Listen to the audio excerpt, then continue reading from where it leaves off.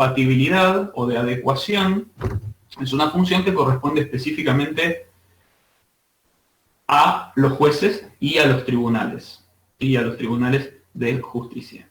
Entonces, ¿cuál es el fundamento, digamos, cuál es la justificación del control de constitucionalidad? ¿Por qué tiene que existir un control de constitucionalidad? Bueno, el control de constitucionalidad de alguna manera es una derivación lógica, es una consecuencia lógica de lo que es el principio de supremacía de la Constitución. ¿Sí? El principio de supremacía de la Constitución. Nuestra Constitución Nacional, junto a los 14 tratados de derechos humanos que tienen jerarquía constitucional, son la ley máxima de la nación, ¿sí? La característica de nuestra Constitución, no solo de nuestra Constitución, sino de cualquier Constitución, la característica, la propiedad que define una Constitución es su supremacía, ¿sí? La Constitución es la norma máxima, es la norma de máxima jerarquía. Y como norma de máxima jerarquía es la que le da validez al resto de las normas, ¿sí? Y es lo que le da unidad a todo el sistema jurídico, es decir, a todo el derecho, ¿sí? Es decir, el derecho es válido en la medida que deriva y se adecúa en la medida que deriva de la Constitución y se adecúa a la Constitución como norma suprema, ¿sí? Con lo cual, la Constitución como norma de máxima jerarquía tiene esta función, que es la de darle validez a la totalidad del ordenamiento jurídico. Esto viene a cuenta de que el derecho, ¿sí? Lo que se llama el derecho objetivo o el derecho jurídico o el sistema jurídico, es un sistema, ¿sí? Ordenado jerárquicamente, ¿sí?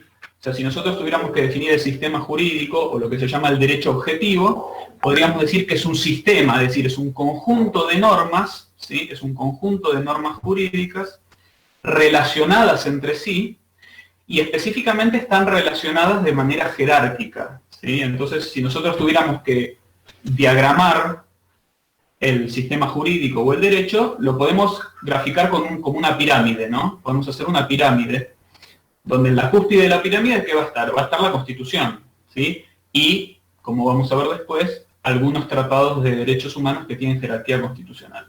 Y después van a venir las demás normas en distinto orden jerárquico, ¿sí? Abajo de la Constitución van a estar los otros tratados internacionales que no tienen jerarquía constitucional, pero sí tienen jerarquía superior a las leyes.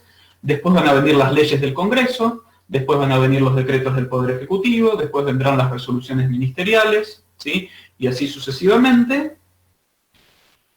Y abajo de todo eso, que sería el derecho federal, va a venir el derecho provincial o el derecho local, ¿sí? Porque en Argentina, como Estado federal, existe un derecho federal y un derecho provincial. Entonces, abajo de todo esto que es el derecho federal, Constitución, tratados, leyes, decretos, va a venir el derecho provincial que dicta cada provincia. Y en cada provincia también vamos a tener una Constitución, vamos a tener leyes provinciales, vamos a tener decretos provinciales y así sucesivamente. Entonces, el derecho, ¿sí? El sistema jurídico está, una de las características es que está ordenado jerárquicamente. Y en la punta, ¿sí? De esa jerarquía, de esa pirámide jurídica, está precisamente la Constitución. Entonces, en ese sistema jurídico, las normas que nosotros vamos a estudiar, que ustedes van a estudiar a lo largo de la carrera y en esta materia, las normas van a ser válidas, van a ser jurídicamente válidas, en la medida que se adecúen a la Constitución. Y esto significa que, primero tienen que haber sido dictadas, para que una norma sea válida, tiene que haber sido dictada por el órgano que la Constitución designa para dictar esa norma. Por ejemplo, el Código Civil y Comercial que nosotros vamos a estudiar. ¿Por qué es válido? Bueno, es válido porque fue creado, fue dictado, fue establecido por el órgano que la Constitución estableció que tiene que dictar los códigos, que es el Congreso de la Nación, ¿sí? El artículo 75, inciso 12 de la Constitución, por ejemplo, dice que el Congreso de la Nación, o sea, el Poder Legislativo, entre otras atribuciones, dicta los códigos de fondo. Entonces, el código que nosotros estudiamos, el Código Civil y Comercial, y todos los demás códigos que ustedes van a estudiar en toda la carrera, son válidos en la medida que, primero, en primer lugar, son válidos porque fueron dictados por el órgano que la Constitución dice que tiene la facultad para dictar esos códigos, que es el Congreso, en este caso. Pero con eso no alcanza, ¿sí? Además de esta cuestión de competencia o de atribución, para que las normas sean válidas tienen que respetar los principios de la Constitución, ¿sí? Y sobre todo, la Constitución tiene muchos principios que tienen que ver con los derechos fundamentales, ¿sí? Parte de la Constitución, una buena parte de la Constitución se ocupa básicamente de lo que son las libertades, los derechos y las garantías de las personas. La otra parte de la Constitución se ocupa del poder, ¿sí? De organizar los órganos del Estado, establecer sus competencias, establecer cómo se eligen, etc. Entonces, esos son los dos grandes temas que hay en una Constitución. La libertad o los derechos, las libertades en un sentido amplio, por un lado, y por otro lado el poder, ¿sí? Por eso, los que estudiaron la otra materia ya posiblemente hayan visto que la Constitución tiene dos partes, ¿no? La parte dogmática, que se ocupa de los derechos, y la parte orgánica, que se ocupa del Estado, de los órganos del poder, ¿sí? De los órganos del Estado, de establecer las distintas competencias, de qué se ocupa el Ejecutivo, de qué se ocupa el Legislativo y de qué se ocupa el Judicial, quién desempeña cada uno de estos poderes, cómo se elige a las personas que desempeñan estos poderes, etc. Entonces, como esa Constitución es suprema, todas las demás normas, las normas que están por debajo de la Constitución, van a ser válidas en la medida que hayan sido creadas por la autoridad que la Constitución dice que tiene la competencia para dictarlas, y en la medida que esas normas también respeten los principios sustanciales de la Constitución, que básicamente tienen que ver con los derechos, ¿sí? Con nuestros derechos fundamentales. Entonces, ahí viene la pregunta, ¿qué pasa, ¿sí? Si esto no sucede? ¿Qué pasa si el Congreso dicta una norma que está en contra, que viola algún derecho fundamental resguardado por la Constitución? ¿O qué pasa si el Congreso dicta alguna ley violando el procedimiento legislativo que establece la Constitución? ¿O qué pasa si el Poder Ejecutivo legisla, por ejemplo? ¿Qué pasa si el Poder Ejecutivo dicta un decreto sobre un tema que tendría que regular el Congreso? Bueno, en todos estos casos lo que tenemos es una norma inferior que está en conflicto con la Constitución. Exactamente, tenemos un problema de inconstitucionalidad. Entonces, ¿qué pasa cuando tenemos un problema de inconstitucionalidad? ¿Qué pasa cuando una ley o un decreto tiene alguna contradicción con la Constitución? Bueno, si nosotros queremos que el principio de supremacía constitucional se mantenga, y nosotros pretendemos que la Constitución sea respetada, entonces tiene que existir algún mecanismo, ¿sí?, para defender la supremacía de la Constitución, ¿sí? O sea, tiene que haber alguna forma, algún medio, algún mecanismo, alguna garantía, mediante la cual, en caso de que alguno de los poderes del Estado dicte una norma inconstitucional, se pueda subsanar esa situación. Se pueda subsanar esa situación, ¿sí? Es decir, se pueda defender la supremacía constitucional. Entonces ahí es donde aparece el control de constitucionalidad, ¿sí? El control de constitucionalidad es una necesidad, ¿sí? Es una necesidad derivada de la supremacía de la Constitución. La Constitución no sería suprema si no existiera algún mecanismo para que la Constitución se defienda a sí misma, ¿sí? Si no existiera un control de constitucionalidad, entonces la Constitución y la idea de la Constitución como norma suprema sería simplemente una declaración de buenas intenciones, nada más. Una Constitución que no tiene un mecanismo para defenderse a sí misma, para asegurar su propia supremacía, para asegurar su propio cumplimiento, no sirve para nada, es como un poema, nada más. Para que una Constitución sirva, todo lo que dice, ¿sí?, se tiene que respetar, y en caso de que se viole algún precepto de la Constitución, tiene que haber un mecanismo para reparar esa violación a la Constitución, para defender la supremacía y la vigencia de la Constitución. Porque la Constitución, además de suprema, es ante todo una norma, ¿sí? Y las normas tienen el carácter de obligatoriedad, se tienen que cumplir. Todas las normas son obligatorias, ¿sí? La Constitución es una norma, por lo tanto es obligatoria, y además no es cualquier norma, es la norma suprema. Entonces, por eso decimos que el control de constitucionalidad es una derivación lógica del principio de supremacía. Si no existiera un control de constitucionalidad, la supremacía constitucional sería letra muerta, ¿sí? No sería más que un intento inútil de tratar de limitar el poder y de reconocer una serie de derechos. Total, si se pudiera violar la Constitución y eso no tuviera ninguna consecuencia, entonces la Constitución no serviría para nada, ¿sí? Entonces es necesario, para recordar y asegurar la supremacía de la Constitución, que exista algún mecanismo de autodefensa constitucional. Y eso es lo que se llama control de constitucionalidad, ¿sí? En todos los sistemas jurídicos, o en la mayoría de los sistemas jurídicos donde existe una Constitución entendida como norma suprema, también existe, como consecuencia, algún sistema de control de constitucionalidad, ¿sí? ¿Cómo funciona ese sistema? Bueno, eso varía de un estado al otro, ¿sí? No todos los sistemas de control de constitucionalidad son distintos, ¿sí? En todos los sistemas jurídicos, en todos los estados, existe algún mecanismo, algún sistema de control, pero no siempre son iguales, ¿sí? Cada estado regula, en general, sus sistemas de control de constitucionalidad de distinta manera. Solo el máximo tribunal puede declarar la inconstitucionalidad. Ahora te voy a responder eso. Nulidad de actos administrativos y control de constitucionalidad son cosas distintas. El tema de la nulidad de los actos administrativos lo vas a estudiar Ismael, lo vas a estudiar en Derecho Administrativo en segundo o tercer año, pero no es lo mismo nulidad de actos administrativos y declaración de inconstitucionalidad. Bueno, entonces les decía, cada estado puede regular sus sistemas, puede diseñar sus sistemas de control de constitucionalidad de manera distinta. ¿Cómo es particularmente el sistema de Argentina?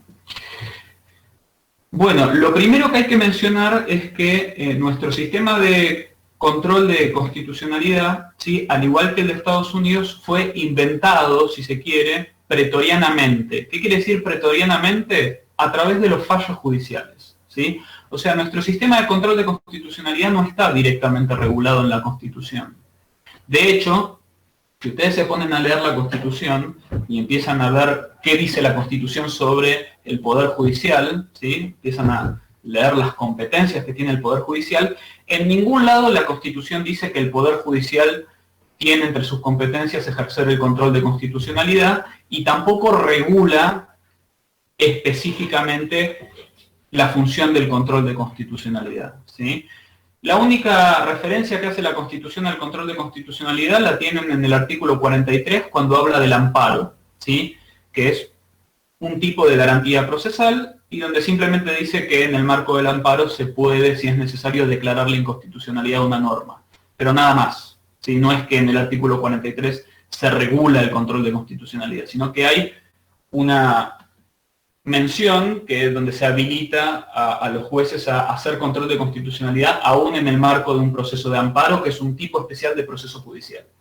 Pero ahí no se regula en detalle el control de constitucionalidad ni en ninguna otra parte de la Constitución. Por lo tanto, el control de constitucionalidad se fue diseñando, si se quiere, sobre la marcha, y podríamos decir que fue una invención pretoriana, es decir, fue una invención de los jueces. Los propios jueces inventaron el control de constitucionalidad justamente a partir de un argumento, ¿sí?, bastante sencillo, que es el que acabamos de dar recién. Si la Constitución es la norma suprema, para asegurar que la Constitución mantenga su supremacía y sea respetada como norma suprema, tiene que haber algún mecanismo, ¿sí?, para asegurar esto, que es precisamente el control de constitucionalidad. Tiene que haber un mecanismo que a nosotros nos permita desechar una norma que está en conflicto con la Constitución y aplicar directamente la Constitución para resguardar de esa forma su supremacía. En Estados Unidos, algunos ya lo estaban mencionando ahí en el chat, el sistema de control de constitucionalidad se inventa judicialmente a través del fallo Marbury versus Madison, que ustedes posiblemente ya lo hayan visto, los que estudiaron derechos humanos y derecho constitucional posiblemente ya lo hayan visto. Y en Argentina nosotros tomamos esa doctrina de control de constitucionalidad que elaboró la Corte Suprema norteamericana y la copiamos, entre comillas, a través de dos fallos que también tenemos para estudiar, que son los fallos Sojo y el Ortondo. Entonces, a través de estos fallos Sojo y el Ortondo, nosotros emulamos, si se quiere, el sistema de control constitucional de constitucionalidad que inventó la Corte norteamericana en Marbury versus Madison, y por lo tanto tenemos un sistema de control de constitucionalidad idéntico al norteamericano. y que, al igual que en el sistema de control norteamericano, ha sido inventado judicialmente, ¿sí? Va a ir sido inventado por la Corte Suprema, por los jueces, a través de distintos fallos. Los primeros de ellos fueron Sojo y Elortondo, y después se fueron completando con otra jurisprudencia posterior, que vamos a ir estudiando, como el caso Milde Pereira, Rodríguez Pereira, YPF contra Corrientes y varios fallos más, donde se terminó de ir diseñando el control de constitucionalidad. Pero esto es una característica que tiene nuestro sistema de control. No está regulado directamente en la Constitución. Ha sido una creación jurisprudencial, al igual que sucedió en Estados Unidos, ¿sí? Por eso es que nosotros estudiamos, y en casi todas las facultades se estudia como uno de los primeros temas, el caso Marbury versus Madison de la Corte de Estados Unidos. A pesar de ser un tribunal extranjero, lo estudiamos porque nosotros nos inspiramos en esa jurisprudencia para crear nuestro sistema de control, y los fallos Sojo y Elortondo, que son, sí, fallos de la Corte Suprema Argentina, donde adoptan un sistema de control de constitucionalidad idéntico o similar al norteamericano. Entonces, ¿cuáles serían las características de este sistema de control de constitucionalidad que se inventó, entre comillas, a partir de estos fallos que comentábamos recién? Bueno, para ir clasificándolo, vamos a ir utilizando distintos criterios. Podemos utilizar distintos criterios, ¿no? Que son criterios que se utilizan en la doctrina. Primero, ¿quién ejerce el control de constitucionalidad?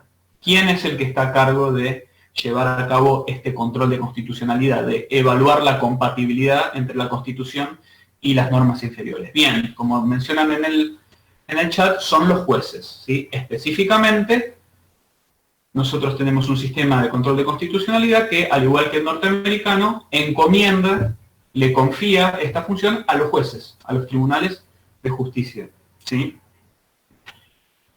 Con lo cual, esta es la primera característica de nuestro sistema de control. Es un sistema de control de constitucionalidad judicial, ¿sí? Es decir, esto es una función que se atribuye a los jueces. Los jueces, su función es resolver distintas causas, controversias, conflictos, contiendas, aplicando las normas. Esto incluye las normas inferiores y la Constitución, y por lo tanto, si en el marco de esa función detectan que alguna norma inferior está en conflicto con la Constitución, deberán aplicar directamente la Constitución y descartar las normas inferiores que estén en conflicto con la Constitución, ¿sí? Pero entonces, esta sería la primera característica, ¿no? Es un sistema de control judicial. La mayoría de los sistemas de control de constitucionalidad que existen en los estados que tienen constituciones modernas, es decir, constituciones entendidas como normas supremas, en la mayoría de estos estados, ¿sí?, los sistemas de control de constitucionalidad son judiciales, ¿sí? Pero existe una variante importante, ¿sí?, dentro de lo que son los sistemas de control de constitucionalidad judicial. Porque en muchos sistemas, que no es el caso argentino, pero en muchos sistemas de control de constitucionalidad judicial, ¿sí?, existen lo que se llaman los sistemas de control de constitucionalidad judicial concentrado, ¿sí? Concentrado. ¿Qué quiere decir concentrado? Que en muchos sistemas, ¿sí?, en muchos estados, dentro de lo que sería la estructura del Poder Judicial, existe un solo órgano, existe un solo tribunal o una sola corte que está específicamente encargada de hacer el control de constitucionalidad, ¿sí? Cuando tenemos un sistema así, eso es lo que se conoce como sistema de control judicial concentrado. O sea que dentro de todos los jueces que existen, dentro de toda la estructura del Poder Judicial, que tiene jueces, tribunales colegiados, cámaras de apelaciones, etcétera, se designa a un solo tribunal, ¿sí?, como aquel que puede específicamente hacer el control de constitucionalidad. Por eso se lo llama concentrado, porque un solo tribunal concentra, dentro de lo que sería la estructura de la justicia, hay un solo tribunal que concentra esta función. En los estados que tienen este tipo de sistemas, en general a este tribunal se lo suele denominar Corte Constitucional o Tribunal Constitucional. No sé si tenemos algún compañero o compañera de Colombia, por ejemplo. En general siempre suele haber algún colombiano o colombiana en nuestras filas. Bueno, esta vez capaz que no, pero por ejemplo, en Colombia existe una Corte Constitucional, ¿sí? Existe una Corte Constitucional que específicamente está a cargo de llevar a cabo el control de constitucionalidad. Pero el origen de estos sistemas concentrados lo pueden encontrar, se remonta unos años atrás, y los primeros exponentes de esto fueron el sistema alemán, el sistema austríaco. También en Italia, en España, existen sistemas de control de constitucionalidad concentrados. O sea que de todos los tribunales que andan dando vuelta, ahí contesto esa pregunta. De todos los tribunales que están dando vuelta en la estructura de la justicia, hay uno solo que puede hacer el control de constitucionalidad y que se denomina en general Tribunal Constitucional o Corte Constitucional. En contraste con eso, en oposición a eso, existen otros sistemas de control, ¿sí?, más minoritarios, como es el caso argentino, donde si bien el control de constitucionalidad es judicial, no existe un tribunal específicamente encargado de hacer el control de constitucionalidad. O sea, no existe una corte constitucional o un tribunal constitucional, sino que por el contrario, todos los tribunales, ¿sí?, todos los jueces y todos los tribunales de todas las instancias y de todos los fueros tienen el poder, tienen la facultad de hacer un control de constitucionalidad y por lo tanto declarar inconstitucional una norma si la encuentran en conflicto o en contradicción con la Constitución. Esto es lo que se conoce con el nombre de sistema de control judicial difuso, que por ahí en el chat ya lo habían mencionado. Sistema de control de constitucionalidad judicial difuso. ¿Por qué difuso? Porque precisamente dentro de lo que es la estructura del Poder Judicial, la función del control de constitucionalidad está distribuida, diseminada entre todos los jueces. O sea, todos los jueces dentro de su límite de competencia, dentro de lo que sería su competencia territorial y su competencia material, pueden llegar, si es necesario, pueden hacer un control de constitucionalidad y si es necesario pueden declarar la inconstitucionalidad de una norma inferior a la Constitución si encuentran que hay incompatibilidad o contradicción.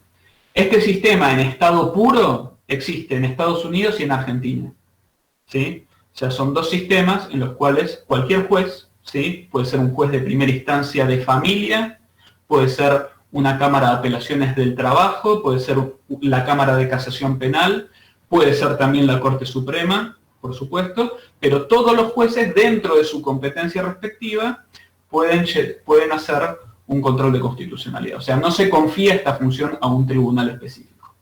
Entonces, para recapitular esta primera parte, ¿no?, este primer criterio, que es quién hace el control de constitucionalidad, en la mayoría de los estados el control de constitucionalidad es judicial.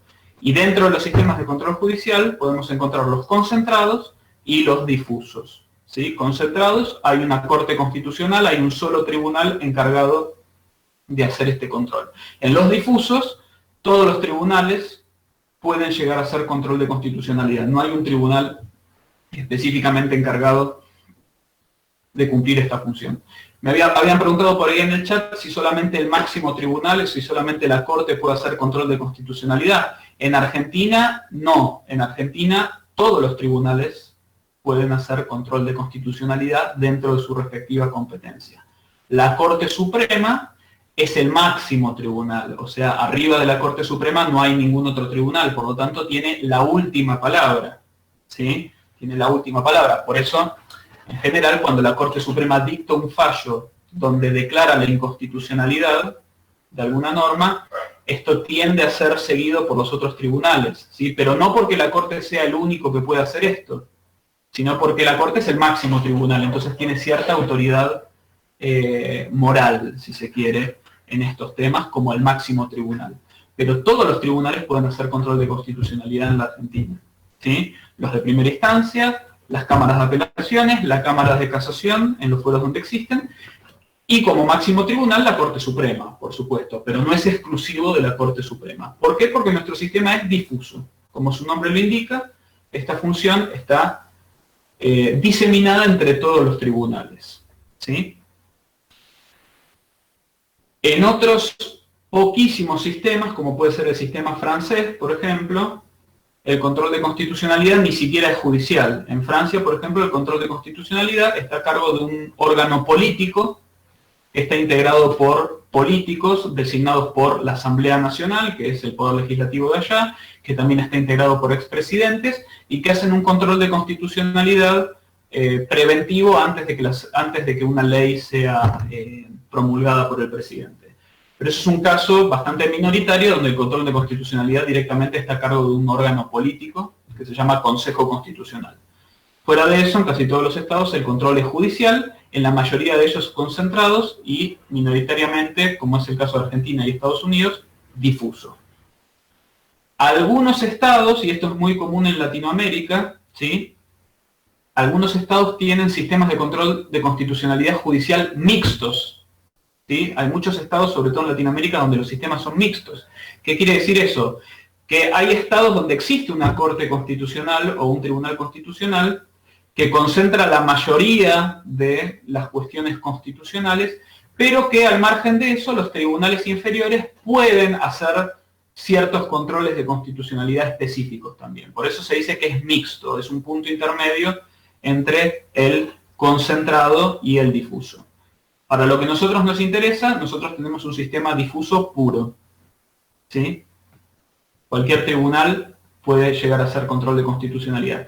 Dentro de su competencia, o sea, dentro de la competencia territorial que tiene, dentro de la materia que a ese tribunal le corresponde. Por ejemplo, un tribunal civil no va a declarar la inconstitucionalidad de una ley penal. En todo caso, podrá declarar la inconstitucionalidad de un artículo del Código Civil y Comercial, pero no la inconstitucionalidad de una norma penal o de una norma laboral, porque esos temas, por competencia material, pertenecerán a otros tribunales. Pero la idea es que todos los tribunales, dentro de su competencia específicamente asignada, pueden hacer, si es necesario, control de constitucionalidad de las normas que ellos tienen que aplicar. ¿Hasta acá se entendió?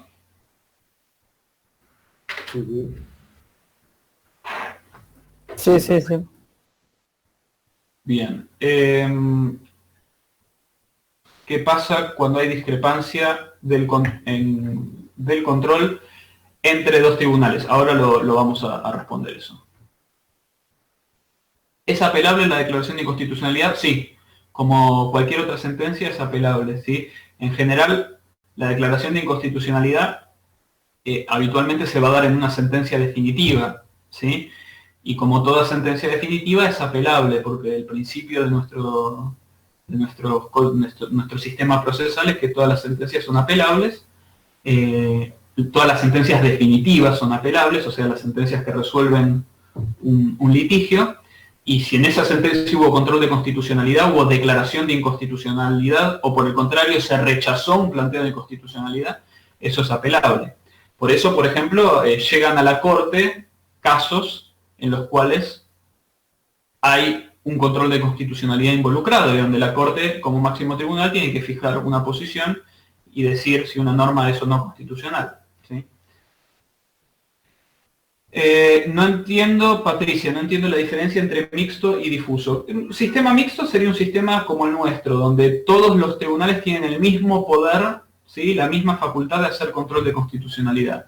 Y un sistema mixto, en cambio, es un sistema en el cual tenés una Corte Constitucional o Tribunal Constitucional que se encarga de la mayoría de los planteos constitucionales, pero donde los tribunales inferiores también pueden hacer algún control parcial de inconstitucionalidad. O sea, se divide la función entre los tribunales inferiores o los tribunales ordinarios y la Corte Constitucional.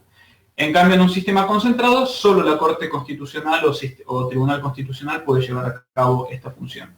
Específicamente cómo se distribuye depende de cómo lo regule cada sistema, ¿no?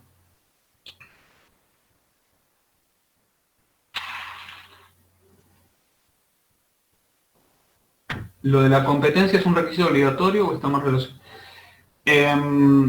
No, la competencia de los tribunales siempre es reglada. La competencia de los tribunales siempre va a estar establecida en una ley, ¿sí? Eso es un requisito que fija la Constitución. Los tribunales son creados por el Congreso y el Congreso les fija su competencia. Por ejemplo, el Congreso dice, vieron que ahora se está discutiendo la reforma judicial, entre otras cosas, la reforma judicial crea nuevos tribunales, nuevos juzgados. Entonces, en esa ley, que todavía no se aprobó, pero en ese proyecto de ley, se dice, bueno, se crean tantos juzgados penales que van a tener esta competencia, van a juzgar los delitos federales dentro de el ámbito de la capital federal o de la Ciudad Autónoma de Buenos Aires. Bueno, ahí se fija la competencia.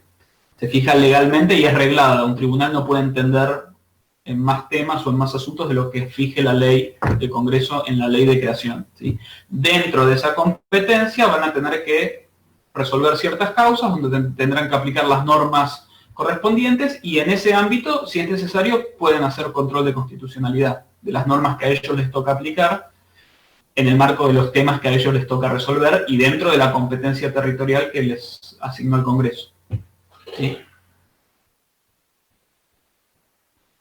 Bien, entonces ya dijimos quién, ¿no? La primera pregunta, ¿quién ejerce el control? En Argentina, todos los jueces, no solo la Corte Suprema, todos los tribunales pueden hacer esto, sistema de control judicial difuso.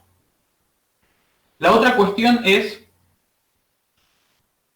¿en qué condiciones se ejerce el control de constitucionalidad? ¿Sí? ¿En qué condiciones se ejerce el control de constitucionalidad? ¿Y de qué manera se ejerce el control de constitucionalidad?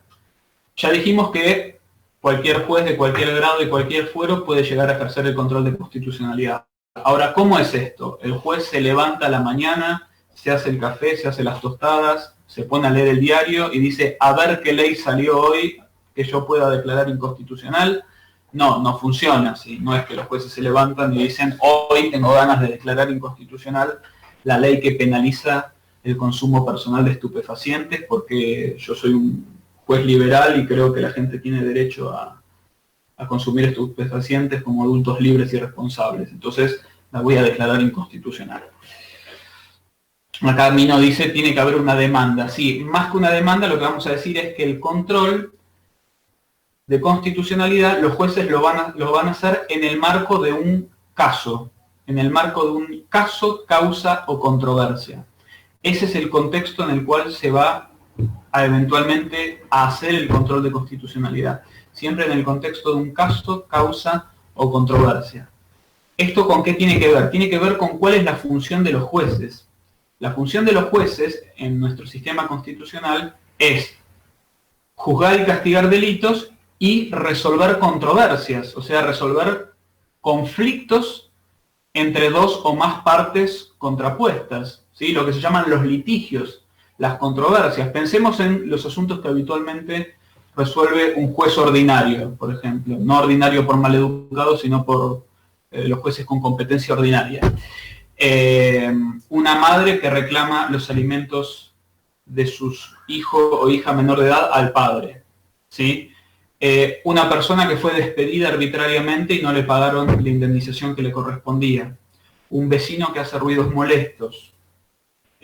Un conflicto entre dos partes, entre dos personas que firmaron un contrato y una no lo cumplió. Un accidente de tránsito donde alguien salió lastimado o donde el auto quedó dañado o destruido. Bueno, ahí son los temas típicos más comunes en los cuales interviene un juez. ¿Y qué es lo que está haciendo ahí el juez? Está resolviendo un conflicto, está resolviendo una controversia. Entonces, esa es la función natural de los jueces, resolver conflictos, controversias, contiendas. Con lo cual, el control de constitucionalidad, si se da, se va a dar en ese contexto. No es que el juez se levante y dice, voy a declarar inconstitucional una norma. No, en el marco de un conflicto, de una contienda, de una causa que un juez está resolviendo, el juez, si es necesario, va a hacer un control de constitucionalidad sobre las normas que tiene que aplicar para resolver ese caso. Entonces, en los distintos fallos que nosotros veamos, ¿sí?, donde hubo algún tipo de control de constitucionalidad, vamos a ver que el juez no declaró la inconstitucionalidad o hizo control de constitucionalidad en el aire, sino que existía un conflicto, un litigio o una causa penal, ¿sí?, que el juez tenía que resolver y en ese contexto la resolvió. Entonces, repito, los jueces resuelven controversias, conflictos, litigios entre partes enfrentadas y también juzgan y castigan delitos. Esa es su función. Entonces, es en el marco de esa función donde van a desarrollar su control de constitucionalidad. Para poner un ejemplo conocido y popular, muchos posiblemente hayan oído hablar o también quizá lo hayan estudiado en la otra materia, del caso Arriola. Un caso de la Corte Suprema, donde la Corte Suprema declaró la inconstitucionalidad de un artículo de la ley de estupefacientes que dice que la tenencia simple para consumo personal de estupefacientes es un delito y tiene una pena de prisión. Que en algunos casos puede ser sustituido por una internación, pero bueno, está previsto como delito y castigado como delito. Entonces, el caso Arriola es muy conocido porque es el caso donde, año 2008, nuestra Corte Suprema, como máximo tribunal, declara la inconstitucionalidad del artículo de la ley de estupefacientes que castiga el consumo de estupefacientes como delito. Bueno, eso no se dio en el aire, no es que la Corte Suprema se levantó un día y dijo, hoy vamos a firmar una declaración de inconstitucionalidad en abstracto, en la cual vamos a decir que esta ley es inconstitucional. No, ahí existió, ese caso se originó a partir de una causa penal, ¿sí? O sea, hubo una causa penal que se formó en la ciudad de Rosario porque la Policía Federal hizo un allanamiento en un terreno, en una propiedad donde se vendían estupefacientes, detuvo a un grupo de personas, algunos vendiendo y otros comprando, se generó una causa penal, ¿sí?, que tramitó ante la Justicia Federal de Rosario, ¿sí?, y algunas de las personas fueron procesadas y condenadas por este delito de tenencia de estupefacientes para consumo. Y estas personas se defendieron planteando que esta norma que castiga al consumidor, ¿sí?, que castiga penalmente al consumidor, era inconstitucional por violar el derecho a las acciones privadas, a la autonomía y a la autodeterminación. Entonces, este caso fue tramitando las distintas instancias hasta que llegó a la Corte, y en ese marco la Corte trató este planteo de inconstitucionalidad que se había planteado en el contexto de una causa penal, en una causa penal donde se había investigado y se había sancionado un delito específico, ¿sí? Entonces ahí tienen un ejemplo de cómo el control de constitucionalidad no se hace en el aire ni en el éter, sino que se hace en el contexto de un caso, de los casos que son sometidos al conocimiento y decisión de los jueces, ¿sí? Otro ejemplo que podemos poner, si quieren, el caso Castillo, ¿sí? El caso Castillo es un caso que es conocido, del 2017, que es conocido porque la Corte Suprema ahí declaró la inconstitucionalidad de unas normas de la provincia de Salta que permitían la educación religiosa en las escuelas públicas, ¿sí?, durante el horario de cursada habitual, o sea, no como actividad extracurricular para los creyentes, sino como una materia más que se dictaba en clase, en horario de clase. Bueno, lo mismo, no es que la Corte se levanta un día y dice, hoy tengo ganas de luchar por la Argentina laica, así que voy a declarar la inconstitucionalidad de estas leyes retrógradas de Salta. No, la Corte pudo hacer ese control de constitucionalidad porque se generó un litigio, una controversia entre un grupo de padres y el Estado provincial de Salta, a raíz de que un grupo de padres consideraba que estaban violando sus derechos a la libertad religiosa porque obligaban a sus hijos a presenciar una clase de educación religiosa cuando ellos no eran religiosos. Entonces, frente a eso le hicieron una demanda, una acción de amparo específicamente al Estado provincial, al Ministerio de Educación de la provincia, pidiendo que se respetara, ¿sí?, la libertad religiosa de sus hijos, que no se les obligara a tener educación religiosa, y bueno, en ese contexto plantearon que las leyes de educación de Salta que permitían esta práctica eran inconstitucionales. A raíz de ese conflicto entre los padres y el Estado de la provincia de Salta, ahí se generó un debate sobre la constitucionalidad de estas normas. Pero otra vez, en el marco de un conflicto, ¿sí?, de una controversia entre dos partes enfrentadas. Entonces siempre el control de constitucionalidad se va a hacer en el marco de un caso, causa o controversia. ¿Sí? Esto es algo que permanentemente dice la Corte, ¿sí? La Corte solo puede hacer control de constitucionalidad en el marco de un caso, causa o controversia. ¿Qué es un caso, causa o controversia? Cuando existe una contienda, un conflicto entre dos partes enfrentadas, ¿sí?, que hacen valer derechos contrapuestos. Es un conflicto jurídico, ¿sí?, un conflicto jurídico. Dos personas que se pelean por fútbol, ¿sí?, eso no es un conflicto jurídico, es un conflicto irrelevante para el derecho. Un conflicto que sea relevante para el derecho, ¿sí?, que está regulado por el derecho. Así que eso tiene que ver con cómo se ejerce el control de constitucionalidad. Esto significa que el control de constitucionalidad se ejerce en concreto, ¿sí? Se ejerce en concreto, no se ejerce en abstracto. Hay otros sistemas de control de constitucionalidad, que no es nuestro caso, donde el control se puede hacer en abstracto. Por ejemplo, en Francia, cada vez que el Poder Legislativo sanciona una ley nueva, antes de que esa ley sea promulgada, se la mandan al Consejo Constitucional para que el Consejo Constitucional previamente haga un control previo de compatibilidad con la Constitución. Eso sería un control en abstracto, sería agarro la ley, agarro la Constitución y las comparo en abstracto. En nuestro sistema esa comparación se hace, pero se hace en concreto, o sea, se hace en el marco de un caso, causa o controversia, ¿sí? Un litigio entre dos partes enfrentadas, que puede ser una causa civil o una causa penal, o un litigio laboral, un litigio de familia, un proceso de divorcio, etcétera. Cualquier tipo de contienda judicial que pueda plantearse ante los tribunales.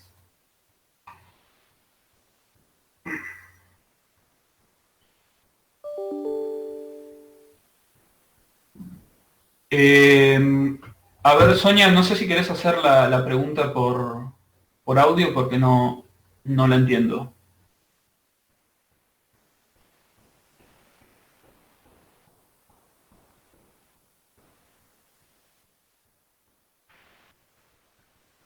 Permiso, profe, voy justo a hacer una consulta muy parecida a la de Sonia, capaz que, bueno, aprovecho que no tiene micrófono y perdón, Sonia también, pero Claro, sirve también. Sí, decime. si ya declaran inconstitucional determinada norma, y entiendo que es específica de ese caso porque me imagino que tiene que ver con la especificidad del tema en cuestión. ¿Por qué ya no, si ya es inconstitucional la norma, por qué no sacan la norma? Porque... Bueno, está buena la pregunta. Tiene que ver con lo que vamos a decir ahora a continuación.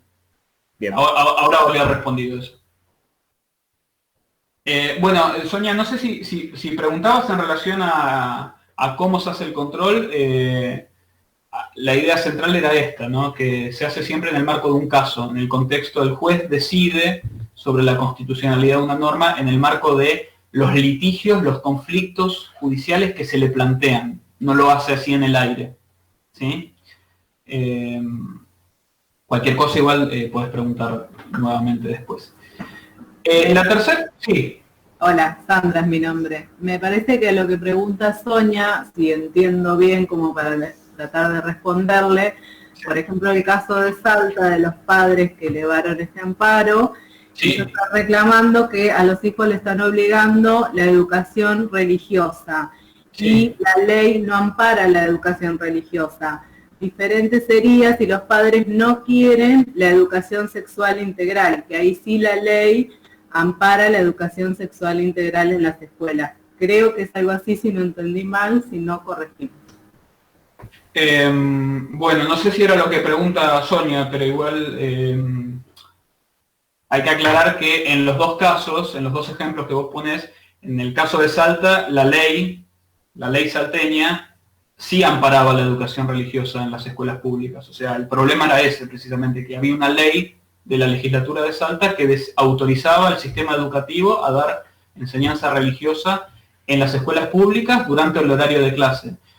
A raíz de eso, como la mayoría de la sociedad salteña es católica practicante, lo que se generaba es una educación católica obligatoria en los hechos. Entonces, lo que se planteó en el caso es la compatibilidad entre una ley que permite al Estado Provincial de Salta dictar educación religiosa en las escuelas como parte del plan de enseñanza, con una constitución y con una serie de tratados internacionales que consagran la libertad de culto, consagran la libertad de expresión y donde por lo tanto nadie podría ser obligado, la libertad de creencia, perdón, y por lo tanto donde nadie podría ser obligado ni por una ley a recibir una enseñanza específica religiosa si no lo desea o si no está de conformidad con sus propias creencias. ¿Sí? Así que pasaba por ahí, quería hacer esa aclaración. O sea, en los dos casos... Profe, Sí. disculpe acá a mí. No, yo lo que entiendo básicamente también es con respecto a la supremacía constitucional, que está por encima de una ley provincial. Si en todo caso alguna provincia quiere, en su mayoría, dar o cambiar la ley, tendríamos que hacer un referéndum a nivel nacional y modificar la Constitución. No, pero yo creo que va por el lado de la supremacía constitucional, o sea, es una ley inferior, el ejemplo de Salta, con respecto a la ley suprema, que es la Constitución y los tratados. Exactamente. O sea, legalmente estaba habilitado por una ley que, como vos decís, es inferior a la Constitución. El problema es que lo que se discutió en ese caso es si esa ley estaba o no de conformidad con la Constitución, una Constitución que consagra la libertad religiosa, ¿sí? Y entonces ahí la pregunta es si es compatible la libertad religiosa con un Estado provincial que impone la educación católica en las escuelas públicas. Entonces, igualmente, yo lo que quería ilustrar es un ejemplo en el cual, a raíz de un conflicto, ¿sí?, entre un grupo de padres y la autoridad educativa estatal de Salta, a partir de ese conflicto concreto es que se genera este control de constitucionalidad y este planteo de inconstitucionalidad, ¿no? Porque hubo un grupo de padres que iniciaron una demanda contra el Estado de Salta en representación de los derechos constitucionales de sus hijos y de ellos mismos como padres, ¿no? Porque los padres también tienen derecho a educar a sus hijos en la creencia y en el sistema de valores que ellos crean. Entonces es a raíz de ese litigio que se hizo el control de constitucionalidad. No es que se levantó un día la Corte y dijo, hoy vamos a poner nuestro granito de arena a favor del Estado laico, así que vamos a declarar así en abstracto y en el aire la inconstitucionalidad de estas leyes de Salta. No, se tuvo que generar un caso. Si ese caso no se genera, yendo a otra de las preguntas que había ahí en el chat, si ese litigio no se hubiera planteado, si estos padres no hubieran hecho esta demanda y no se hubiera generado una causa judicial específica, ese control de constitucionalidad no hubiera sucedido, porque en abstracto no se puede hacer, en el aire no se puede hacer, tiene que haber un caso, ¿sí? Tiene que haber una causa judicial sometida al conocimiento de los tribunales, si no, no va a haber control de constitucionalidad. Va a ver qué otras preguntas hay.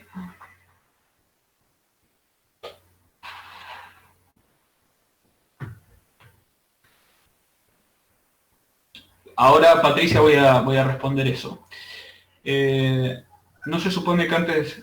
Está buena la pregunta de Sonia, si antes de sancionar una ley se tiene que tener en cuenta su constitucionalidad. A ver, vieron que el Congreso está integrado por dos cámaras, ¿sí? Una Cámara de Diputados y una Cámara de Senadores, es bicameral.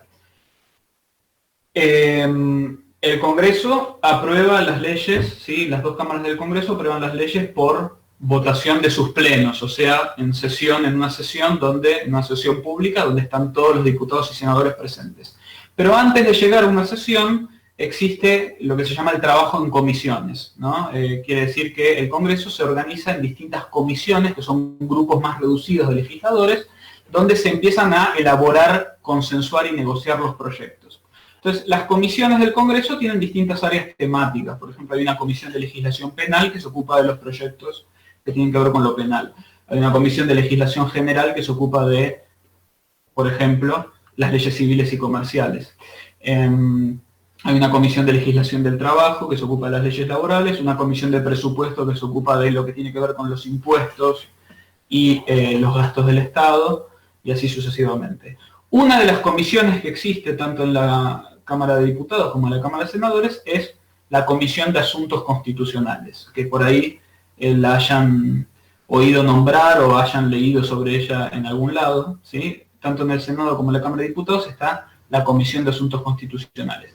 La Comisión de Asuntos Constitucionales es la que tiene que analizar previamente los proyectos de ley que puedan llegar a afectar algún principio de la Constitución.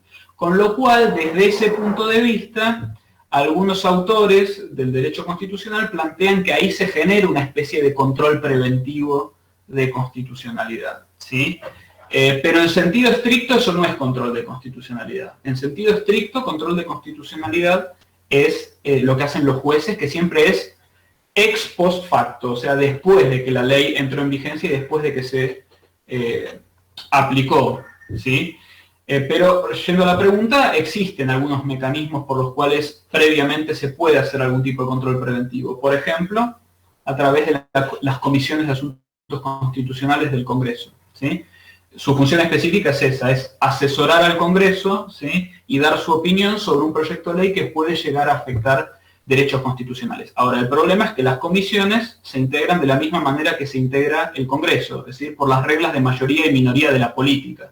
Entonces, si un gobierno tiene intenciones de sancionar una determinada ley y tiene mayoría en el Congreso, entonces también va a tener mayoría en las comisiones de asuntos constitucionales y no va a tener problemas en lograr un despacho de la comisión a favor de un determinado proyecto, aun cuando el proyecto puedan plantearse serias dudas en cuanto a su posible constitucionalidad. Pero bueno, ahí hay una forma.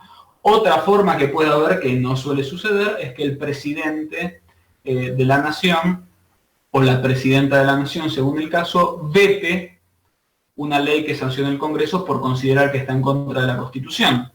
No suele suceder, pero no es no puede descartarse que eso suceda.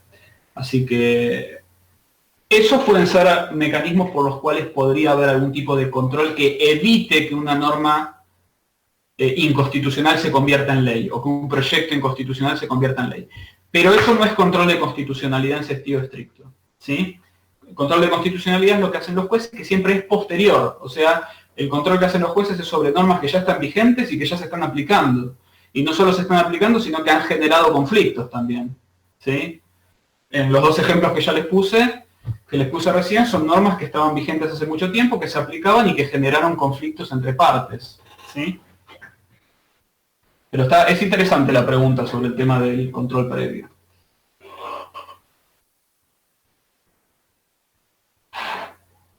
Bien, la siguiente característica de nuestro sistema de control, ya analizamos quién lo ejerce y cómo, o en qué condiciones o en qué contexto. Todos los jueces, pero en el marco de un caso causa controversia. Lo otro tiene que ver con quién puede solicitar una declaración de inconstitucionalidad, ¿sí? Y si los jueces pueden hacerlo aunque nadie se los haya pedido.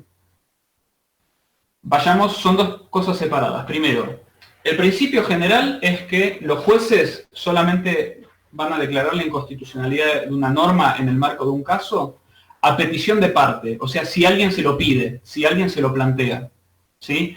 En los dos ejemplos que les puse recién, tenemos casos, controversias, conflictos que fueron sometidos a los jueces, donde hubo alguien que pidió expresamente la declaración de inconstitucionalidad. En Arriola, por ejemplo, las personas que habían sido condenadas por tenencia de estupefacientes pidieron la declaración de inconstitucionalidad de la ley de estupefacientes justamente porque era el argumento que tenían para defenderse, ¿sí? Para defenderse de la condena y de la persecución penal por haber tenido posesión de estupefacientes para uso personal. Lo mismo en el caso Castillo que les comentaba recién. Si los padres fueron a la justicia, demandaron al Estado provincial y al Ministerio de Educación de Salta y pidieron que la norma fuera declarada inconstitucional. Entonces el principio general es que la declaración de inconstitucionalidad procede a petición de parte, ¿sí? O sea, se lo tenés que pedir al juez expresamente, en el marco de un caso. ¿Y quién lo va a poder pedir? Lo va a poder pedir aquella persona que tenga un interés concreto y directo en esa declaración de inconstitucionalidad, ¿sí? O sea, es a pedido de parte interesada la declaración de inconstitucionalidad. Quien puede solicitarle a un juez que declare la inconstitucionalidad de una ley es porque tiene que previamente acreditar que tiene un interés concreto, directo e inmediato en que esa inconstitucionalidad sea declarada, ¿sí? En los dos ejemplos que les puse, claramente había un interés por parte de las personas que lo pedían, porque a los padres de estos alumnos de las escuelas públicas de Salta pedían la inconstitucionalidad de la ley de educación religiosa de Salta porque a raíz de la aplicación de esta ley se les estaba generando un daño concreto a ellos sobre sus derechos. ¿Por qué? Porque ellos o no eran religiosos, eran ateos, o pertenecían a religiones minoritarias dentro de la sociedad salteña, y en virtud de esta ley se estaba obligando a sus hijos prácticamente a recibir la educación religiosa del culto católico, de la confesión católica. Entonces, ellos tenían un interés en que esta ley fuera declarada inconstitucional, porque a partir de esta ley se les estaba generando un daño a ellos sobre sus derechos de libertad religiosa, ¿sí? Y sobre sus derechos de privacidad familiar. Lo mismo en el caso Arriola. En Arriola, las personas que plantearon la inconstitucionalidad de la ley de estupefacientes tenían un interés concreto en que esa ley fuera declarada inconstitucional. Porque a partir de la aplicación de esa ley,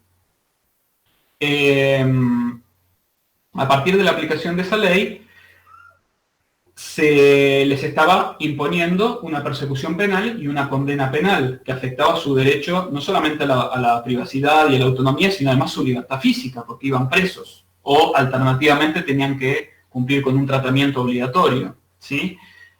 Así que quien pide una declaración de inconstitucionalidad tiene que tener un interés. Por ponerles otro ejemplo, en el caso González, que es un caso reciente, la Corte Suprema dictó una sentencia donde hizo lugar a un amparo declarando la inconstitucionalidad de la ley del impuesto a las ganancias que le cobra impuesto a las ganancias a las jubilaciones. O sea, en esa sentencia la Corte Suprema dijo: el artículo de la ley del impuesto a las ganancias que considera ganancia a las jubilaciones y a las pensiones y que les cobra impuesto a las ganancias es inconstitucional, porque la jubilación no es una ganancia, es un beneficio social, es un beneficio previsional, ¿sí? Así que no se lo puede considerar como una renta, porque no es una renta, es un beneficio social que recibe la persona después de muchos años de aporte para sostenerlo durante el periodo de pasividad. Ahora, fíjense, ese amparo, teníamos un caso concreto, había un amparo que alguien planteó contra la AFIP, ¿sí? Era González, María creo que era el nombre, contra AFIP, amparo donde planteaba la inconstitucionalidad de una ley y pedía que le dejaran de descontar el impuesto a las ganancias de su jubilación. ¿Tenía ella un interés en pedir la declaración de inconstitucionalidad? Sí, lo tenía, porque era jubilada y porque cobraba una jubilación importante para lo que son las jubilaciones, ¿no? Para lo que es la realidad de las jubilaciones de la Argentina, y cobraba una jubilación o una pensión de un monto tal que se le aplicaba el impuesto a las ganancias y todos los meses se le descontaba el impuesto a las ganancias. Entonces tenía un interés directo en ese planteo. Ahora, si voy yo, que no soy jubilado, no cobro jubilación, por lo tanto no me descuentan ganancias de ninguna jubilación, y le hago un juicio a la AFIP planteando la declaración de inconstitucionalidad de esa misma ley, a mí me van a decir que yo no tengo ningún interés en esa declaración de inconstitucionalidad. Pues, ¿qué me va a decir el juez? Gonzalo, vos no sos jubilado y a vos no se te aplica este impuesto. Entonces, ¿qué me venís a pedir que declare inconstitucional este impuesto que a vos ni siquiera se te aplica? No tenés ningún interés en esta declaración de inconstitucionalidad. Ahora, la señora González, en cambio, que era jubilada y que además tenía una jubilación que por el monto se le aplicaba el impuesto a las ganancias, sí tenía un interés, ¿sí? Entonces, es a pedido de parte interesada, ¿sí? A pedido de parte interesada el control de constitucionalidad. Si yo le pido a un juez que declare la inconstitucionalidad de una norma en el marco de un caso concreto, tengo que acreditarle que yo tengo un interés en esa declaración de inconstitucionalidad.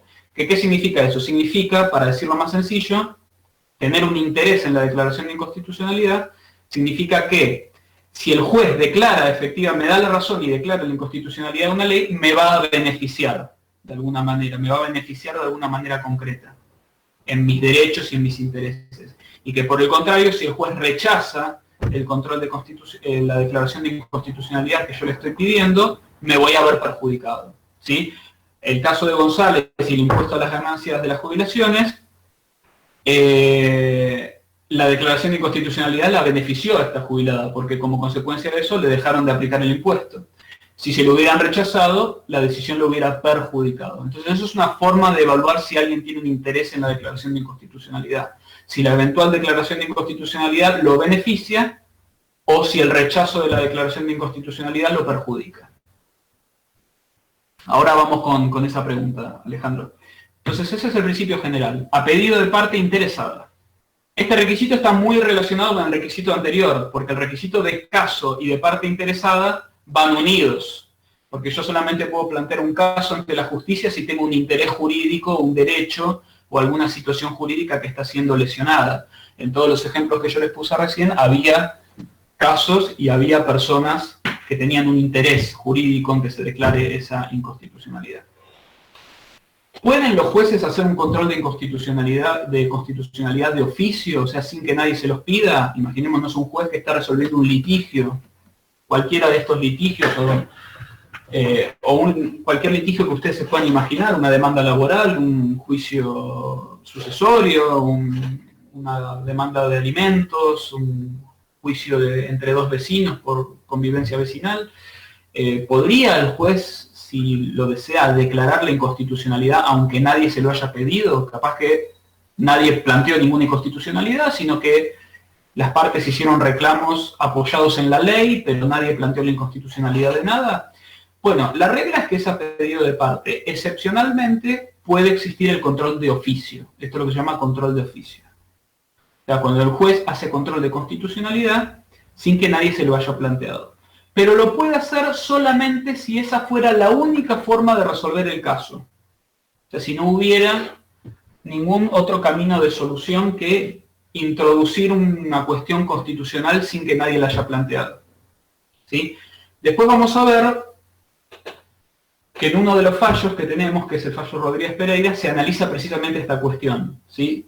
¿Bajo qué circunstancias puede un tribunal hacer un control de oficio? Y ahí se analizan los distintos argumentos a favor y en contra de un control de oficio.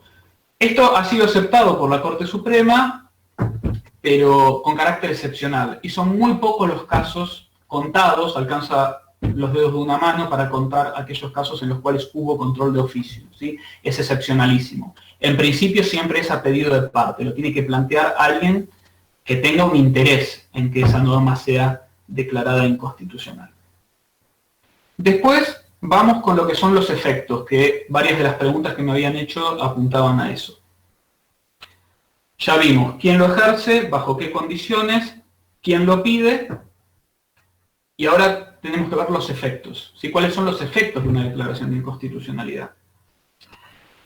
¿Cuáles son las consecuencias concretas de una declaración de inconstitucionalidad? Bueno, en los sistemas difusos como el nuestro, ¿sí? Donde el control de constitucionalidad lo hacen todos los jueces en el marco de las causas y de los casos que son sometidos a su conocimiento, si un juez declara la inconstitucionalidad de una norma en el marco de un determinado caso, esa declaración de inconstitucionalidad solamente tiene efectos para ese caso en particular. ¿Sí? Una declaración de inconstitucionalidad solamente tiene efectos ceñidos o limitados al caso específico en el cual fue declarada la inconstitucionalidad. Esto quiere decir que solamente va a afectar a las personas que se vieron involucradas en esa causa. ¿Qué quiere decir esto? Quiere decir que para todos los demás habitantes, ¿sí? Ciudadanos y habitantes del país, o de la provincia si se tratara de una norma provincial, la norma declarada inconstitucional sigue estando vigente. Para todos los demás sigue estando vigente, no se elimina. Siguiendo con el mismo ejemplo, yo siempre hablo de Arriola porque es uno de los ejemplos más claros. En el caso Arriola, la Corte declara la inconstitucionalidad de la norma. Esa declaración de inconstitucionalidad tuvo efectos solamente para ese caso. O sea que solamente benefició a las personas que en esa causa penal habían sido procesadas y condenadas por tenencia de estupefacientes para consumo. ¿Qué pasa con la ley que penaliza, que establece la penalización del consumo de estupefacientes? Sigue vigente. ¿Sí? Sigue vigente la ley que dice que el consumo de estupefacientes para consumo personal es delito. Esa ley sigue vigente. ¿De qué manera podría esa ley desaparecer o ser derogada o eliminada o borrada con carácter general? Solamente si el Congreso la deroga o la modifica. ¿Sí? Los jueces, en un sistema de control difuso como el nuestro, no tienen el poder para derogar una norma. Solamente tienen poder para declararla inconstitucional en el marco de un caso concreto. Entonces, la consecuencia de una declaración de inconstitucionalidad en un caso concreto es la inaplicabilidad. La inaplicabilidad de la norma en ese caso. O sea, ¿qué es lo que hace un juez cuando declara la inconstitucionalidad de una norma en un determinado caso? Lo que hace básicamente es, decide no aplicar la ley a ese caso y aplicar directamente la Constitución. Descartarla solamente para el caso y aplicar directamente la Constitución. Caso Arriola, tengo 5 o 6 condenados por tenencia de estupefacientes para consumo, considero que esa ley, hago control de constitucionalidad, considero que esa ley es inconstitucional, entonces la inaplico para el caso y los dejo libres de condena, de culpa y cargo a los condenados. ¿Sí? Para todos los demás sigue vigente hasta que el Congreso la derogue. Hay algunos casos, se los menciono muy por arriba, en los cuales una sentencia puede tener efecto expansivo. ¿Qué quiere decir efecto expansivo? Involucrar a una gran cantidad, a un grupo importante de personas, ¿sí? A una clase de personas, que son en general lo que se llaman procesos colectivos o los procesos judiciales que tienen por objeto derechos de incidencia colectiva. Por ejemplo, si se tratara de un proceso ambiental donde una asociación reclama por una situación de contaminación o de afectación de un recurso ambiental y en ese marco se hace una declaración de inconstitucionalidad, bueno, como el ambiente es un bien que nos pertenece a todos, todos nos vamos a ver beneficiados por esa declaración de inconstitucionalidad. Pero esos son casos muy particulares que en su momento ya van a estudiar. De principio, y lo que me interesa que se queden hoy, es que la declaración de inconstitucionalidad, efectos para el caso concreto, ¿sí? El resultado es la inaplicabilidad de la norma en ese caso en particular. La otra característica en cuanto a los efectos es que una declaración de inconstitucionalidad tiene un efecto reparador, ¿sí? O sea, la declaración de inconstitucionalidad lo que busca es reparar el daño que se generó sobre el derecho constitucional invocado, ¿sí? Por ejemplo, en el caso Arriola, siguiendo con el mismo caso, ¿en qué consistió el efecto reparador de esa declaración de inconstitucionalidad? En que los condenados fueron liberados, recuperaron su libertad. Se reparó de esa manera el daño, la lesión a sus derechos constitucionales, ¿sí? En el caso González, por ejemplo, el del impuesto a las ganancias sobre la jubilación, ¿cuál fue el efecto reparador del control de esa declaración de inconstitucionalidad? Que le dejaron de cobrar el impuesto. El impuesto declarado inconstitucional se le dejó de cobrar a esta jubilada. Entonces, en todos los casos, la declaración de inconstitucionalidad va a tener un efecto de reparador, que es restaurar, ¿sí?, la vigencia del derecho constitucional que se ha visto violado, ¿sí?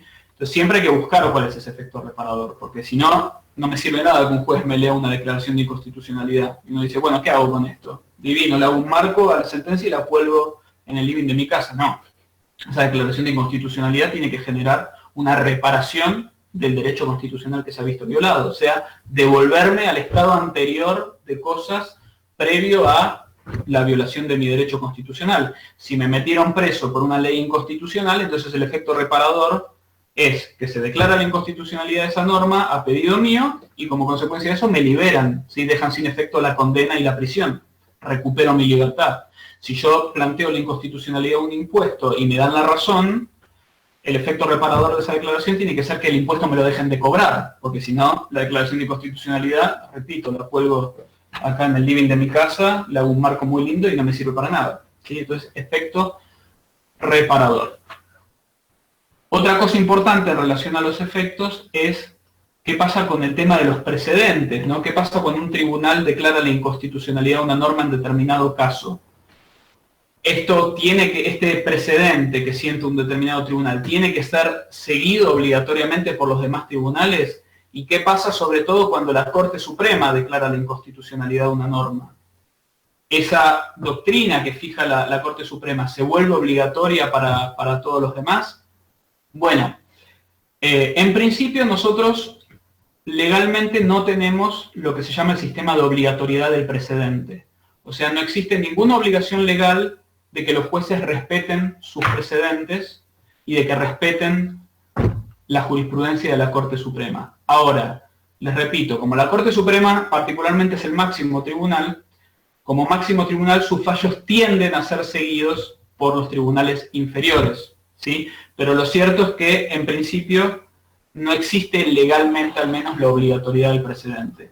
La Corte Suprema lo que sí tiene dicho, y esto lo vamos a estudiar cuando veamos el tema de sentencia arbitraria, es que en principio los tribunales inferiores deben seguir la jurisprudencia de la Corte Suprema, salvo que puedan dar fundamentos y una motivación adecuada de por qué en determinado caso se justifica apartarse del criterio de la Corte Suprema o apartarse de los precedentes de la Corte Suprema. Con lo cual, si está fundamentado, para la propia Corte, existe la posibilidad de que los tribunales inferiores se aparten de sus decisiones, o mejor dicho, de su jurisprudencia, de sus precedentes, y mismo la propia Corte muchas veces revisa su criterio, ¿sí? En el tema de la constitucionalidad de la penalización del consumo de drogas, la Corte Suprema a lo largo de la historia dictó 4 fallos distintos, tuvo 4 precedentes y 4 doctrinas distintos, ¿sí? En 2 de esos fallos consideró que penalizar al consumidor era constitucional, y en otros 2 consideró que era inconstitucional, o sea, fue cambiando, ¿sí? Con lo cual la propia Corte puede revisar sus precedentes. Y existe la posibilidad de que los tribunales inferiores también se aparten de los precedentes de las Cortes si hay razones jurídicas con una entidad suficiente para apartarse de ellos, ¿sí? Pero al menos legalmente en Argentina no existe la obligatoriedad del precedente, no existe ninguna obligación legal ni constitucional de que los tribunales respeten sus propios precedentes y sigan a los precedentes de la Corte. Aunque, repito, cuando la Corte fija una posición sobre algún tema, sobre todo lo que tiene que ver con la declaración de inconstitucionalidad de una norma, esto tiende a ser seguido por los tribunales inferiores por 2 razones. Primero, la autoridad moral de la Corte como máximo tribunal, y en segundo lugar, por una cuestión de economía procesal. ¿Qué quiere decir economía procesal? Dicho sencillo, significa no perder el tiempo. Si ya sabemos que la Corte Suprema, máximo tribunal, tiene una determinada posición, fallar en contra de lo que dice la Corte es estirar un caso en el cual en algún momento la Corte u otro tribunal va a aplicar el criterio de la Corte, ¿sí? Así que eso en relación a lo que serían los efectos. Nos queda una última cosa que la vamos a dejar para la clase siguiente porque ya, si no, es demasiada información para una primera clase, que tiene que ver con si el control se puede hacer por vía directa o indirecta, ¿sí? Es decir, si se puede pedir el control de constitucionalidad mediante una acción directa o si el control de constitucionalidad siempre aparece como una cuestión indirecta o incidental en el marco de un juicio, de un proceso que tiene que ver con otras cuestiones. Eso lo vamos a comentar la clase siguiente. Y además la clase siguiente, la idea es que ya puedan ver el tema de los fallos, ¿sí? Nosotros tenemos 4 fallos en el material sobre control de constitucionalidad. Algunos seguramente los que vieron derechos humanos ya los deben haber visto, así que refresquenlos si es así. Sobre el caso Marbury versus Madison, específicamente, además del fallo, tienen un video que está muy bueno porque les dramatiza todo lo que fueron los hechos que originaron el caso y la sentencia de Marbury versus Madison, así que véanlo, el video, que está muy bueno para terminar de entender el caso Marbury versus Madison. Y para aquellos que sea la primera vez que leen un fallo, o para los que ya leyeron fallos también conviene recordarlo, tengan en cuenta que si es la primera vez que van a leer un fallo, como les dijo Santiago, les va a costar, ¿sí? Posiblemente les haya palabras raras, cosas que no entiendan. Paciencia, eso se va aprendiendo sobre la marcha, ¿sí?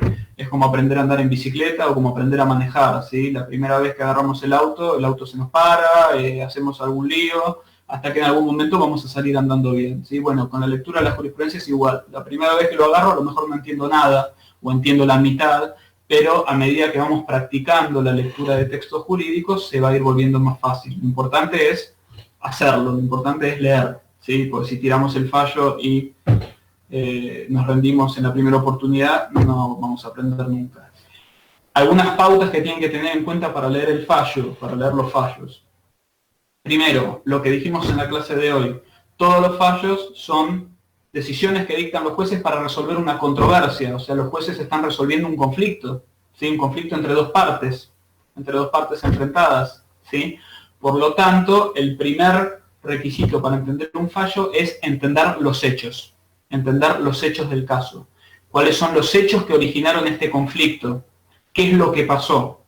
¿Sí? Si un caso llegó a un tribunal, ya sea la Corte Suprema o cualquier otro tribunal, es porque hay algún problema, algún conflicto que se generó entre dos partes, ¿sí? Y que se judicializó. Entonces, lo primero es entender qué qué es lo que pasó, ¿sí? A veces los hechos son sencillísimos, ¿sí? El hecho puede ser, soy una jubilada que me cobran ganancias, entonces inicio un amparo para que me dejen de cobrar. Fácil. Y hay otros casos donde los hechos son más complicados. Por ejemplo, en Marbury versus Madison los hechos son un poquito enrevesados porque tiene que ver con un conflicto político que se generó entre el partido de gobierno y el partido de oposición y un quilombo con designación de jueces. Y bueno, entonces para eso el video sirve, por ejemplo, para reconstruir los hechos. En segundo lugar, una vez que tenemos los hechos claros, tenemos que identificar el conflicto jurídico, ¿sí? ¿Cuál es el conflicto jurídico que se está discutiendo en ese fallo? ¿Sí? En todo fallo siempre hay una controversia jurídica que el tribunal tiene que resolver. Esa controversia jurídica puede ser una cuestión constitucional, como vimos hoy, o sea, puede ser que la controversia jurídica principal consista en el planteo de inconstitucionalidad de una norma, o puede ser que la controversia jurídica tenga que ver con otros temas, tenga que ver con cómo se interpreta una ley, cuál es el alcance de una determinada norma, si una determinada norma es aplicable a un determinado caso, ¿sí? Y así sucesivamente. Controversia jurídica. Un buen ejercicio que se puede hacer para identificar la controversia jurídica es tratar de formularla bajo los términos de una pregunta, ¿sí? Por ejemplo, ¿cuál es la controversia jurídica en el caso Arriola? La controversia jurídica a resolver en el caso Arriola es si la penalización del consumo de drogas para estupefacientes viola o no el derecho constitucional a la privacidad. En Castillo, ¿cuál es la controversia jurídica? Si las leyes que habilitan al sistema educativo de Salta a dar educación religiosa en la escuela pública en horario de clases y como parte del plan del programa escolar obligatorio, viola o no el derecho a la autodeterminación y a la libertad religiosa. Entonces, podemos identificar siempre un buen ejercicio para identificar la controversia jurídica de un fallo es tratar de plantearlo en forma de pregunta. A veces el propio tribunal lo hace, a veces el propio tribunal nos pone la pregunta, pero otras veces lo podemos hacer nosotros. Identificar entonces la controversia jurídica, cuál es el problema de derecho que se está debatiendo ahí, y el conflicto jurídico, el conflicto de derecho que se está discutiendo ahí. Y después tenemos que identificar y analizar los argumentos, ¿sí? Una vez planteada la cuestión, el tribunal va a dar una serie de argumentos con los cuales va a resolver ese conflicto. ¿Sí? De todo lo que dice el tribunal, algunos de los argumentos que puede decir un tribunal van a formar parte de lo que se llama el holding del fallo. El holding. ¿Qué quiere decir el holding? El holding es el argumento central con el cual un tribunal resuelve un determinado conflicto. ¿Sí? El argumento sin el cual no se puede resolver el caso. Eso es lo que se llama, lo que integra el holding, ¿sí? Es el argumento principal, el fundamento con el cual se resuelve la controversia. Pero a veces, además del holding, los tribunales a veces aprovechan un determinado caso para decir otras cosas. Aprovechan para decir alguna otra cuestión, que por ahí está relacionada, pero que no es indispensable para resolver el caso. Eso es lo que se conoce, esos argumentos son los que se conocen con el nombre de obiter dictum. Ahora se los escribo en el chat. Holding y obiter dictum. Obiter dictum en latín, ¿qué significa? Lo que orbita a la decisión, o sea, los argumentos que dan vuelta a la decisión. Y si lo quieren definir más sencillo, podríamos decir que hay obiter dictum cuando el juez da vueltas. Cuando el juez empieza a dar vueltas antes de ir a lo concreto, ¿sí? A la resolución del tema. Entonces, a veces, en principio, lo importante de un fallo es el holding, ¿sí? Es el argumento, la doctrina judicial con la cual se resuelve un determinado conflicto. ¿Cuál es el argumento por el cual el juez llega a una determinada decisión? Y el obiter dictum, en algunos casos puede ser también importante. A veces los jueces aprovechan un fallo para decir alguna otra cosa importante. Entonces hay ciertos casos en los cuales el obiter dictum puede ser importante. Igualmente, cuando sea así, nosotros se los vamos a indicar en clase. Pero en principio hay que buscar el holding, ¿sí? Así que esa es un poco la estructura y el método de lo que es la lectura de un fallo, ¿sí? Así que vayan empezando con estos 4 fallos que tenemos para control de constitucionalidad Ya el de Marbury tienen video, ¿sí? Es como cuando teníamos que leer un libro en literatura y había película. Bueno, acá tenemos video de Marbury versus Madison. Los otros fallos lamentablemente no tienen video, pero bueno, pueden empezar con Marbury, que por ahí es el más sencillo, y después van avanzando con los demás, y la clase que viene los discutimos y los analizamos en clase. ¿Sí? ¿Hay alguna pregunta? No, hay clase los martes y los viernes, ¿sí? En relación a la pregunta de Alberto, damos los 2 días de clase, ¿sí? En el horario habitual. Consulta, por lo que vi en el tema 1, capaz que lo cargaron después, estaba solo lo de Marbury versus Madison. ¿Los otros fallos, o capaz lo cargaron después, o están en tema 2, ponele? No, están. Está todo en el mismo texto. Sí, o sea, en el tema 1 tienen 2 links. Un link donde está el video y el otro link tienen el material escrito donde están los 4 fallos y la nota introductoria. Perfecto, gracias. Sí. No, de nada. Voy leyendo las preguntas, en relación a la pregunta de Hernán, sí, en principio nos manejamos siempre con el mismo link. Les aviso por las dudas que Google había habilitado las reuniones Meet ilimitadas hasta el 30 de septiembre, o sea, hasta mañana. Supuestamente a partir del 30 de septiembre van a tener un límite de 1 hora. Por eso, tengo entendido, todavía no lo confirmaron, que el CBC estaba viendo de contratar alguna aplicación de teleconferencias, o como se llame. Creo que posiblemente iba a ser la aplicación Teams, ¿sí? Pero por ahora no nos avisaron nada, así que hasta que haya novedades vamos a seguir utilizando esta reunión Meet. En todo caso, si tenemos el límite de tiempo, reiniciamos la reunión, ¿sí? O sea, se corta, la volvemos a iniciar. Y seguimos así. Es un poco incómodo, pero bueno, posiblemente la facultad lo solucione y contrate algún tipo de plataforma de videollamadas o teleconferencias para que podamos dar la clase sin límite de tiempo y demás. Por ahora no hay límite de tiempo, pero porque Google lo habilitó hasta el 30 de septiembre. Antes de eso fue como un regalo que dio en el contexto de pandemia. Pero antes de eso había que pagar, ¿sí? Había que tener una cuenta corporativa para tener Meet. Por este año Google lo habilitó, pero hasta el 30 de septiembre. Por eso, si la facultad no paga, no tendríamos reuniones ilimitadas. Ana, no te llegaron los mails. A ver, esperamos un segundito.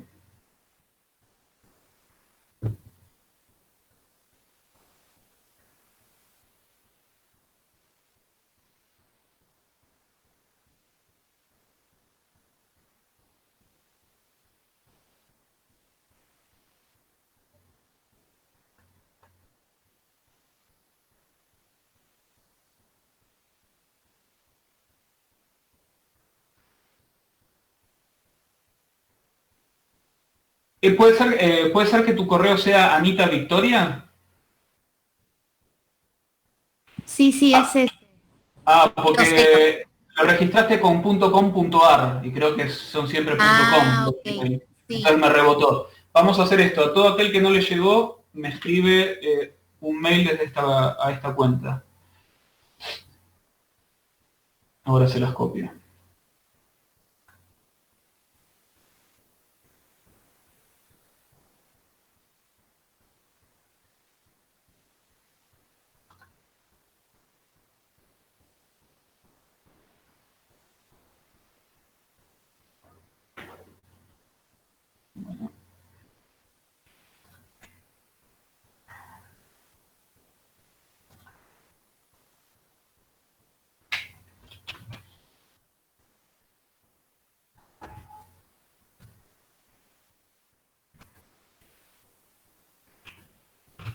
Ahí está. A todo aquel que no le llegó, que no le estuvieran llegando los mails, escríbanme ahí, al derecho latinoamericano, cbc@gmail.com y los agrego al listado. No, ciencia política, nada que ver. Cada profesor se tiene que poner en contacto con ustedes e indicarles de qué manera van a dar las clases y demás, así que no. No sé si era para mí la pregunta, Sandra, o si era por los grupos de WhatsApp. Porque pregunté y me dijeron que es el mismo profesor y está antes de esta materia, también en Ramos Mejía. Porque yo no podría dar ciencia política porque no soy politólogo, así que no. El profesor de ciencia política puede ser que se contacte por un mail o por el sistema de mensajes del campus, y ahí les dirá cómo son las clases. Pero cada docente se ocupa en ese sentido. Por la toma de asistencia, no tomamos asistencia, ¿sí? Las clases es algo que nosotros hacemos para ustedes, para explicarles los temas, ¿sí? Están ustedes si quieren venir y aprovecharlas o no, ¿sí? Es responsabilidad de cada uno. En general les digo, a los que asisten a clase les tiende a ir mejor, y a los que no vienen a clase o no les dan bola, el resultado a veces no es tan bueno, pero nosotros recomendamos venir. Pero no tomamos asistencia ni dejamos a nadie sin regularidad por no venir, ni nada de eso. La única condición de regularidad inexcusable es rendir los parciales, ¿sí? Las evaluaciones formativas. Eso sí, por reglamento del CBC es condición de regularidad, rendir y aprobar las evaluaciones. Pero bueno, insisto, recomiendo venir a las clases. Aceptamos oyentes. No tenemos problema en que vengan a escuchar las clases, ¿sí? Pero a los oyentes no podemos evaluarlos, ni podemos aprobarlos, ni tampoco les podemos garantizar tomarles en una mesa libre. O sea, los podemos aceptar solamente para escuchar la clase, por si después quieren preparar una mesa libre o por otra cosa. Lo mismo si alguno está cursando con un profesor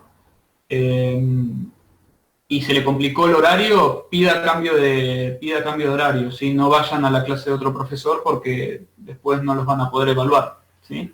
Así que aceptamos oyentes, pero solo para escuchar las clases, ¿sí? Al oyente, como no está en lista, no se lo puede evaluar de ninguna otra forma. Si es para escuchar la clase, no hay problema, ningún inconveniente.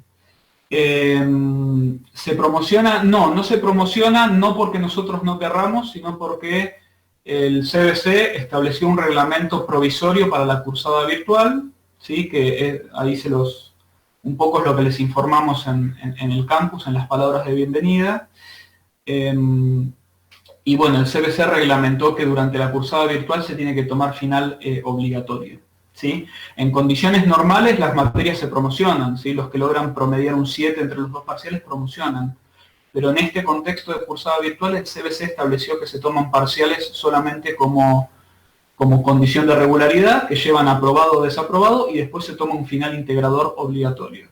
Yo sé que hay algunas materias y algunos profesores que hacen promoción de facto, es un tema de ellos, nosotros aplicamos el reglamento, ¿sí? Además sería medio contradictorio que justo en la clase de Derecho estemos violando las reglas del CBC. Así que de nuestra parte nos hubiera encantado promocionarlos, pero el CBC estableció el final obligatorio para la cursada virtual, así que nosotros cumplimos y tomamos el final obligatorio. El final es oral o escrito. No, porque no lo dije. El cuatrimestre pasado fue escrito el final, ¿sí?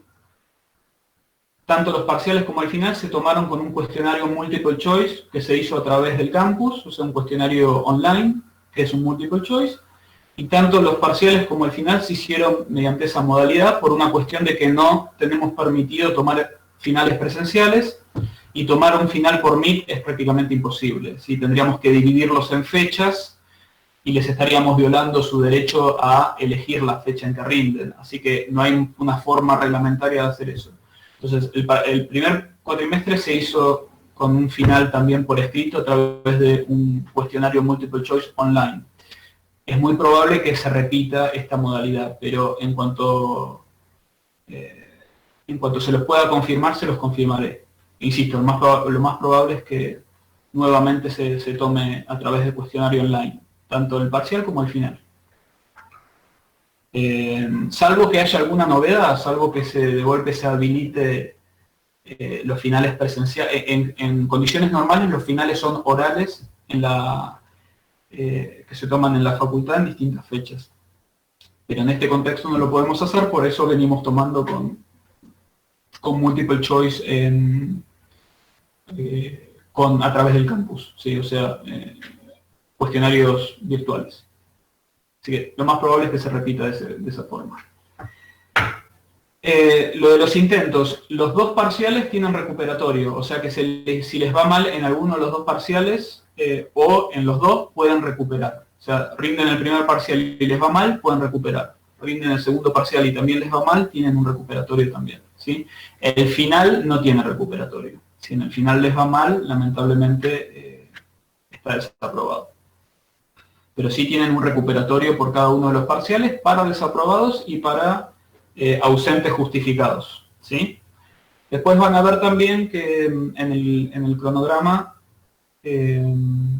está pautado hacer un simulacro de examen, ¿sí? O sea, antes del primer parcial vamos a hacer un simulacro con un examen sobre cualquier tema, o sea, no sobre los temas de la materia, solamente para que prueben cómo es el sistema, ¿sí? Para que vean cómo es el cuestionario online y puedan hacer una prueba de manera tal que el día del examen ya sepan cómo funciona el sistema y no tengan que estar lidiando con algo desconocido, ¿sí? Así que eso también tenganlo en cuenta. ¿Alguna otra pregunta?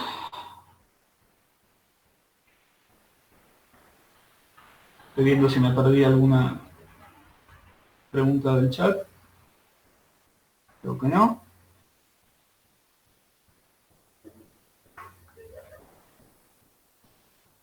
Los días de clase, repito, martes y viernes a las 19. Por favor, asegúrense de tener el acceso al campus. Si alguno está con problemas para acceder al campus, avísenos, ¿sí?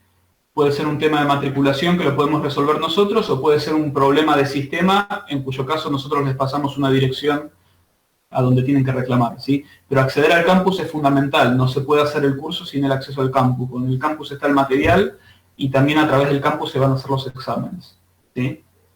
Así que si alguno tiene algún problema para acceder al campus, ocúpese, ¿sí? Porque si no, no van a poder hacer nada.